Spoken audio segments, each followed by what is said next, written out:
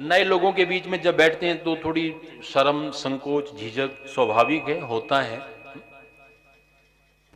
तो आज पहला दिन है, ज्यादा जोर हम डालेंगे नहीं, जैसे भी। लेकिन शर्म झिझक की जो बात है ना, सच्ची यदि कहें तो शर्म हमें करनी चाहिए, झिझक हमें करनी चाहिए, क्योंकि नए लोगों के बीच में हम आए हैं। आप तो अपने गांव में, अपने आंगन में बैठे, आपको क्या झिझक है?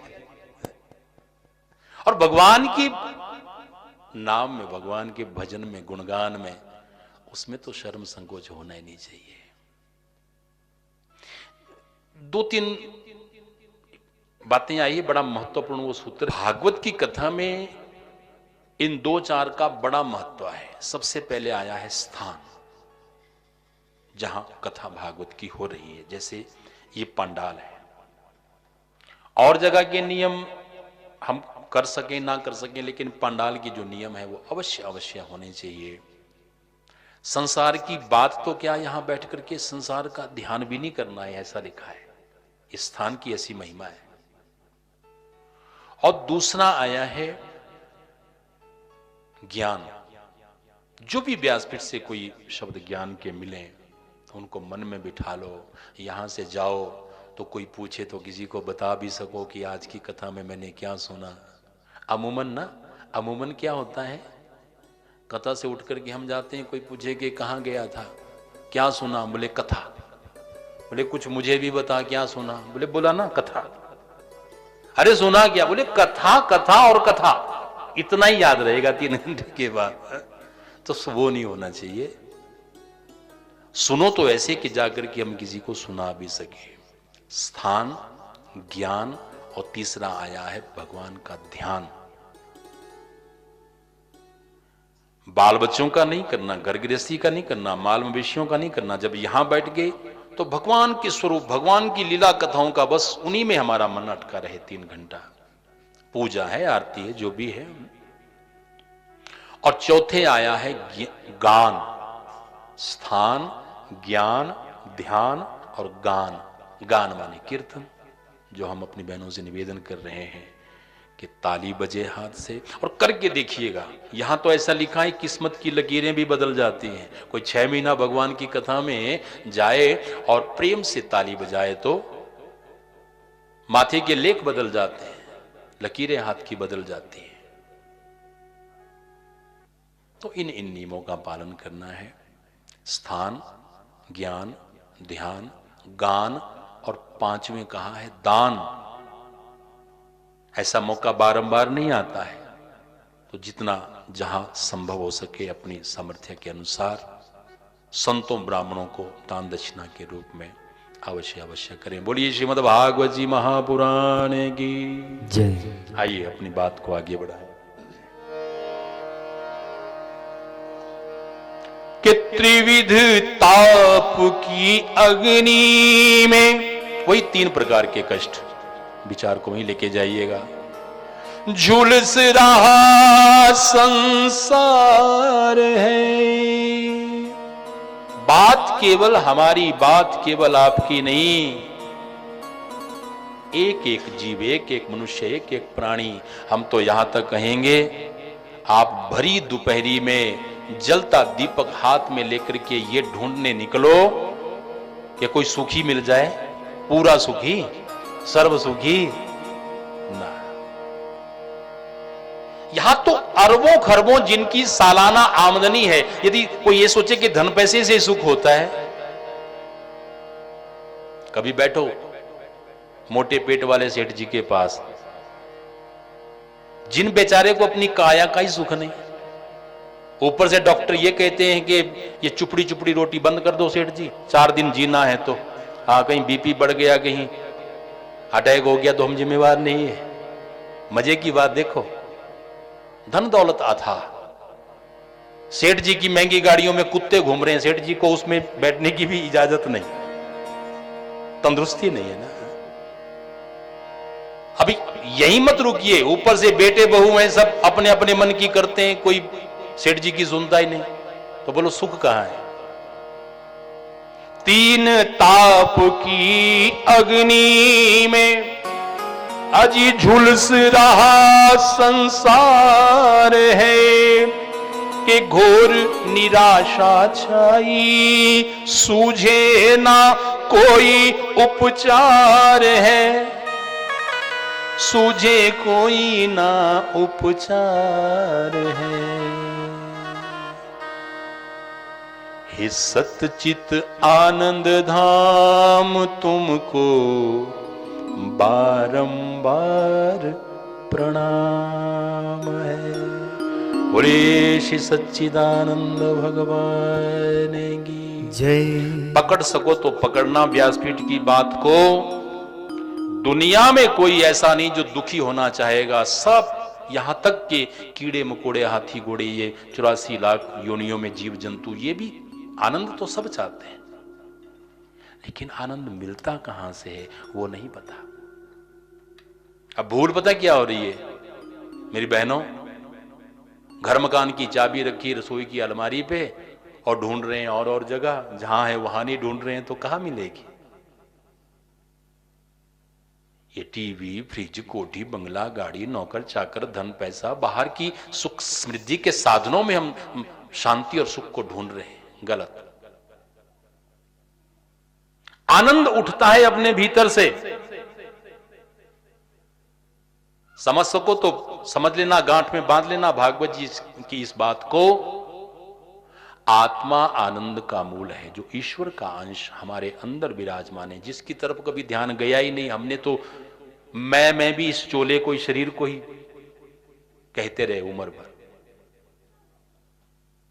यदि छोटी सी बात, खाने पीने की चीजों में ही आनंद हो, सजने संवरने की चीजों में ही आनंद हो, और भाई लोगों से हम कहेंगे मर्द की जात, 4 यार बैली बैठ गए और बोतल खुल गई, तो उसमें उस महफिल में आनंद समझते हैं।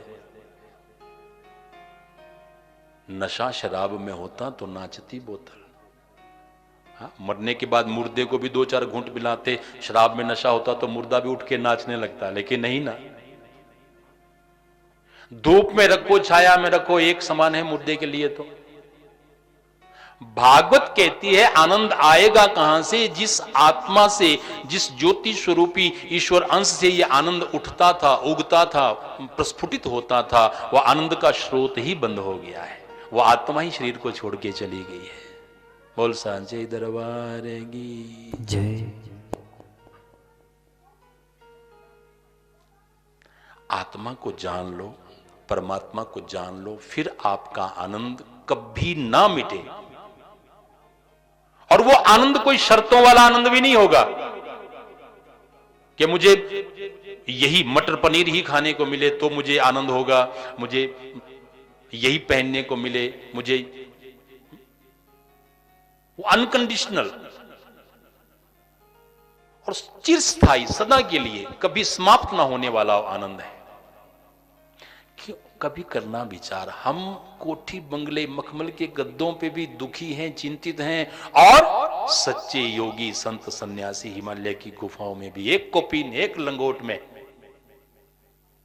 और उनका जो आनंद है वो महर्षि वेद व्यासी वाला आनंद है, वो महामुनि सुखदेव जी वाला आनंद है। वो अपनी आत्मा में रमते हैं, अपने परमात्मा में रमते हैं।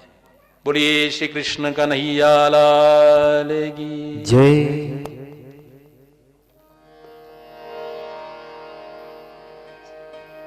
सच्चिदानंद रूपाय विश्वोत्पत्त्यादि हेतवे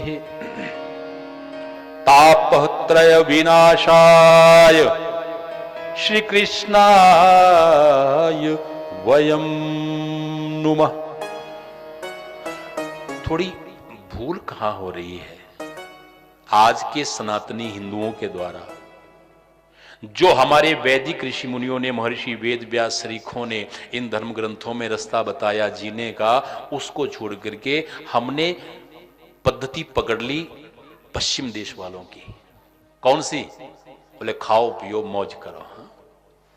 अरे खाने पीने में आनंद थोड़े है। अगर मनुष्य का जीवन पाकर के आत्मा को नहीं जाना, अपने आप को, और ये आत्मा जिनका अंश है उन परमात्मा को नहीं जाना तो भागवत कहती है मनुष्य का जीवन हमारा व्यर्थ गया। सतचित आनंद। तो 5 मिनट लेंगे आपके, हम आगे बढ़ेंगे। चर्चा तो ऐसी है कि भागवत जी के इसी पहले श्लोक पे अगर 7 दिन बोला जाए, 3 घंटे भी नहीं 7 दिन, तो भी कम। 24-25 वर्ष हमें हो गए कथावाचन में। वर्ष 2000 से कथावाचन का शुरू हुआ था। तो जगह जगह जाते हैं, तरह तरह के तजुर्बे होते हैं, भांत भांत के लोग मिलते हैं। एक बार आपके यहीं सोलन जिला की बात, नाम तो नहीं बताएंगे गांव का, फिर तो चुगली हो जाती है ना। हमारी भागवत मंडली पहुंची शिव मंदिर में, सामूहिक रूप में सब गांव वाले कथा करवा रहे थे। तो पिछली शाम को ब्राह्मणों की मंडली आ गई, मंडप की तैयारी, सारा कुछ विधि विधान। तो भोजन के पश्चात बैठे थे गांव वाले और सब ब्राह्मण लोग। सुबह कितने बजे पूजा, कितने बजे क्या, वो चर्चा हो रही थी आपस में। सर्दियों के दिन थे, 25-50 लोग कमरे में बैठे थे। उतने में पीछे से एक बुजुर्ग, वो कागज पे लिख करके यही श्लोक भागवत जी का हम तक आगे पहुंचाया गया। श्लोक के नीचे लिखा था, पंडित जी कृपया इसका अर्थ लगाइए, अर्थ बताइए। समझते देर ना लगी हमें कि ये कोई विद्वान है और परीक्षा कर रहे हैं हमारी। जो पूछा परिचय तो बात खुल भी गई, वो स्वयं कथावाचक थे। लेकिन कईयों का स्वभाव होता है ओछा स्वभाव। हमने हाथ जोड़े, हमने कहा महाराज आप विद्वान हैं, आप स्वयं जानते हैं किसी भी ब्राह्मण को बोलने का अधिकार मिलता है जब आवरण हो जाता है, जब कंकण बंध जाता है। सो अभी बंधा नहीं, कल बंधेगा। कल आप चाहो तो व्यासपीठ से इस श्लोक के 1 नहीं 100 अर्थ हम सुनाएंगे। लेकिन अभी यदि जरूरी हो, अभी यदि इसका अर्थ करना हो, तो सबसे बड़ी उम्र के आप बैठे हैं कमरे में, आप ही अर्थ कर दीजिए, आपसे सुन लेते हैं। और संयोग देखना, अगले दिन वो बुजुर्ग कथा में बैठे थे सबसे आगे, फिर तो महाराज यही श्लोक रहा और इसी पे 3 घंटे बोला गया। अथाह ज्ञान है।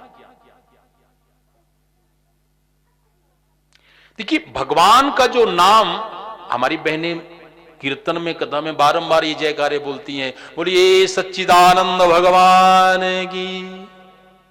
कभी किया विचार भगवान को सत क्यों कहा, चित क्यों कहा, आनंद क्यों कहा?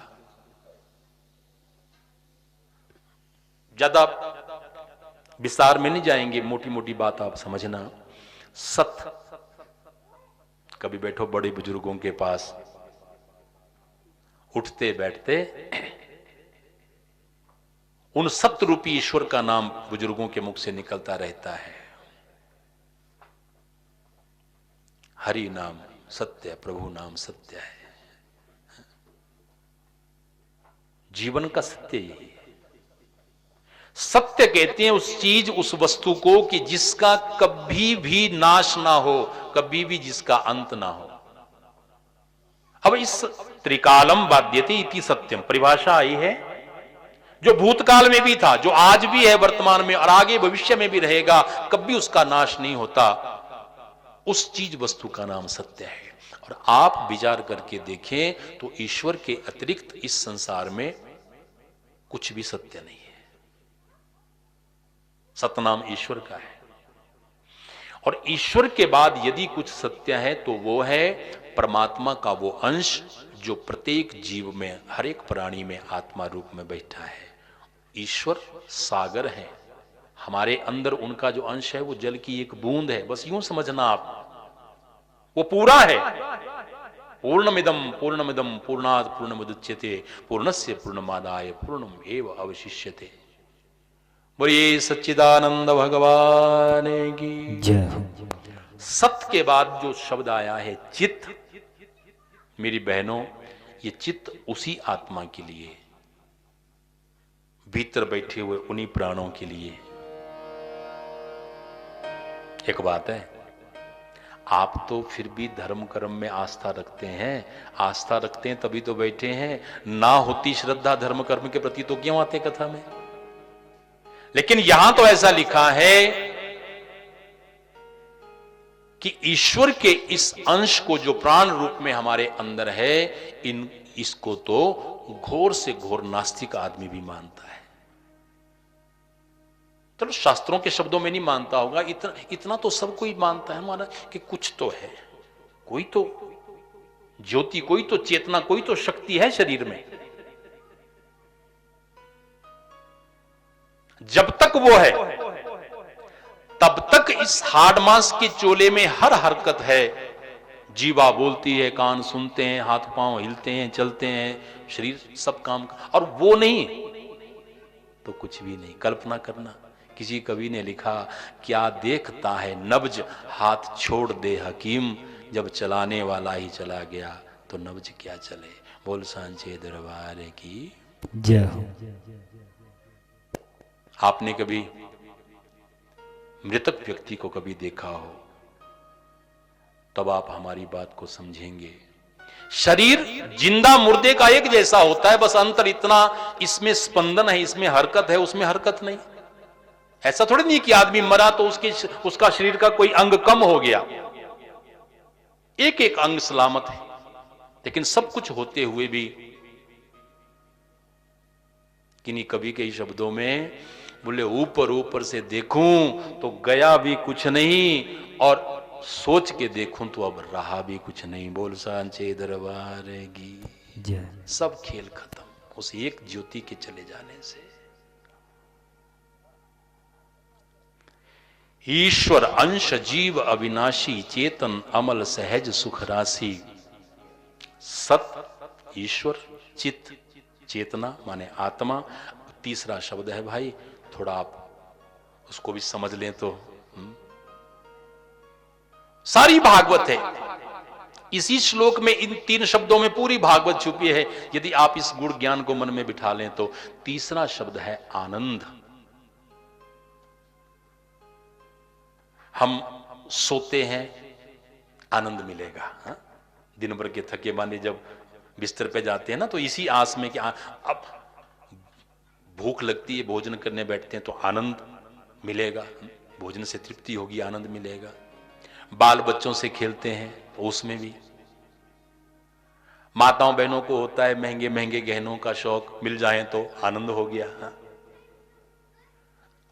जीवन में हमारा हर क्रियाकलाप, उठना बैठना, चलना फिरना, बोलना चालना, मिलना जुलना, जो जो कुछ है, सजना संवरना, घूमना फिरना, सैर सपाटा, सब सब सब इस आनंद को पाने के लिए। लेकिन ये आनंद है क्या, जानना हो 7 दिन की भागवत नियम से कभी सुनो। भीतर जो आत्मा है, आत्मा का स्वरूप ही आनंद है, वहीं से आनंद उठता है। वो नहीं तो फिर आनंद भी नहीं।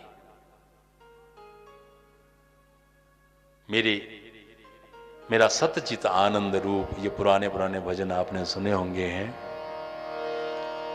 बोलिए श्री कृष्ण चंद्र भगवान की। ज्ञान के सागर वेद पुराण ये वाणी है भगवान की, यहीं से मिलती सब सामग्री जीवन के कल्याण की।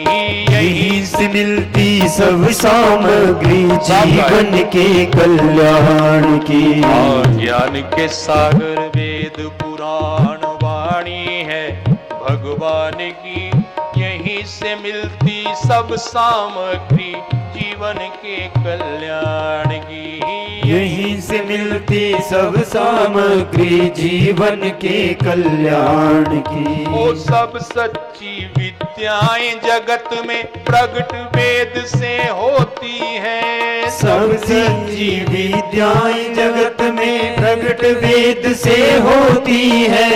यहीं से जाकर सब नदियां पृथ्वी का आंगन धोती हैं। यहीं से जाकर सब नदियां पृथ्वी का आंगन धोती हैं। पृथ्वी का आंगन धोती हैं। का आंगन धोती हैं। आज उसी को जीवन सार मिला जिसने इसकी पहचान की। उसी को जीवन सार मिला जिसने इसकी पहचान की। यहीं से मिलती सब सामग्री जीवन के कल्याण की। यहीं से मिलती सब सामग्री जीवन के कल्याण। तालियां जय हो।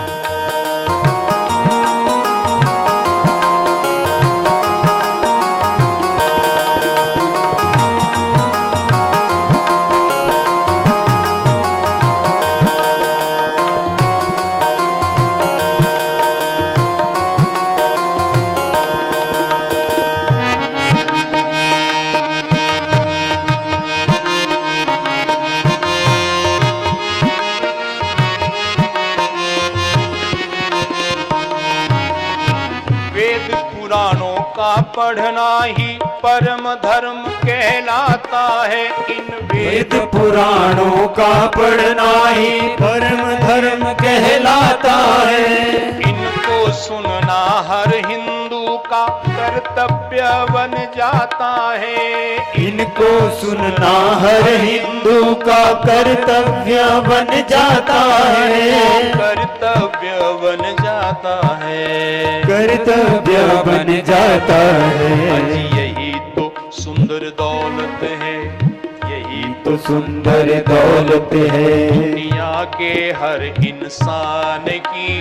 यहीं से मिलती सब सामग्री जीवन के कल्याण की। यहीं से मिलती सब सामग्री जीवन के कल्याण की। यहीं से मिलती सब सामग्री जीवन के कल्याण की। यहीं से मिलती सब सामग्री जीवन के कल्याण की। बोले श्रीमद्भागवत जी महापुराण की जय। धन्य धन्य भारत भूमि, जिस पावन धराधाम पे श्री हरि भगवान विष्णु के अवतारी महर्षि वेद व्यासी के कर कमलों के द्वारा इन वेदों पुराणों का लेखन हुआ। शुकदेव सरीखे संतों के द्वारा इनका गान हुआ और ये दिव्य अमृत आज भी हम जन सामान्य तक, साधारण मनुष्यों तक पहुंच रहा है। ऋषियों की प्रसादी के रूप में, ऋषियों के नैवेद्य के रूप में। सच्चिदानंद रूपाय विश्वोत्पत्त्यादि हेतवे। चर्चा हमारी श्लोक पे चल रही थी। विश्व उत्पत्ति आदि हेतु है। वही परम पिता परमात्मा सच्चित आनंद प्रभु ब्रह्मा के रूप में सृष्टि करते हैं और विष्णु का रूप लेकर के संचालन, पालन, संरक्षण करते हैं और युग के अंत में संहार करते हैं शंकर के रूप में।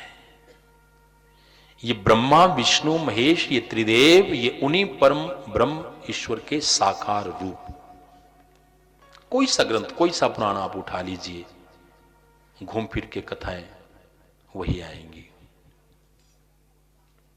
तापत्रय विनाशाय श्लोक का अगला आधा भाग कि 3 प्रकार के पाप, ताप, कष्ट, क्लेश को वो मिटाते हैं प्रभु। वो चर्चा हमने करी। और कौन प्रभु, कौन है वो सच्चिदानंद, वो परब्रह्म?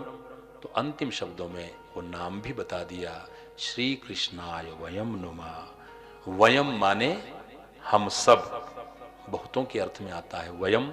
और नुमा माने नमन करना, प्रणाम करना, वंदन करना, अभिवादन करना। तो उन भगवान श्री कृष्ण का हम आप सभी वंदन करते हैं, प्रणाम करते हैं।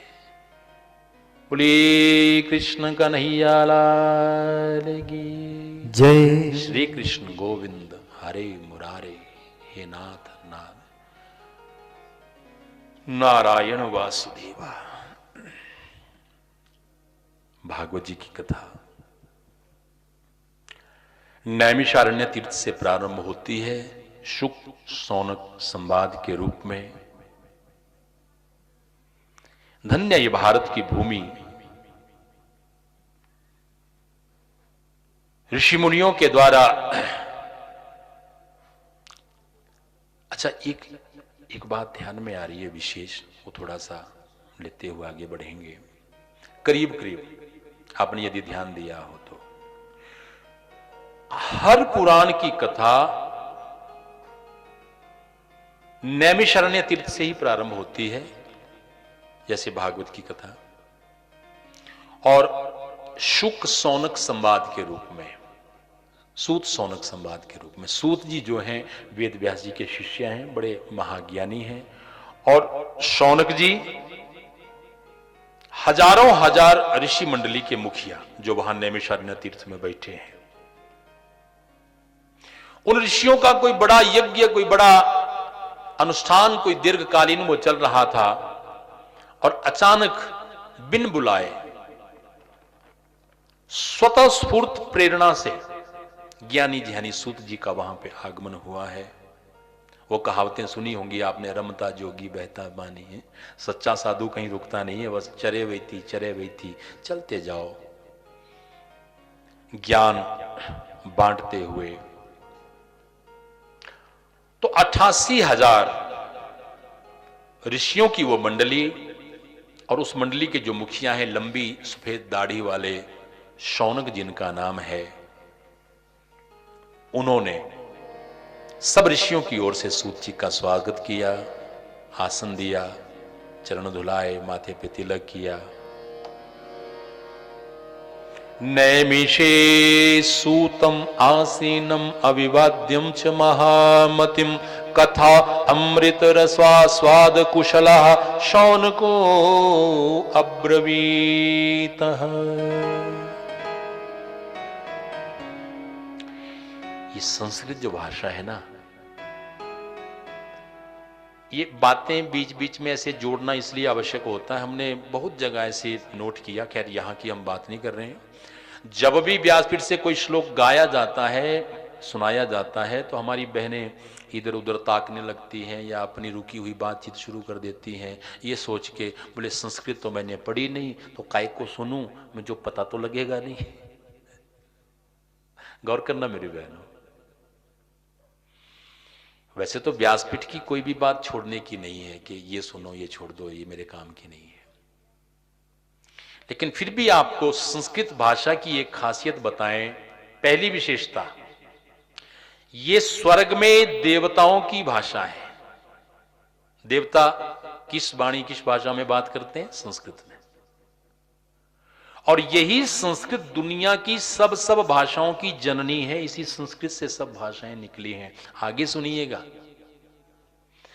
हम स्कूल नहीं गए, हमने संस्कृत नहीं पढ़ी, लेकिन जब हम संस्कृत के श्लोक ब्राह्मणों के द्वारा उच्चारित किए जा रहे उनको ध्यान से सुनते हैं, तो करिएगा हमारी बात पे विश्वास, संस्कृत अपना अर्थ खुद बताती है।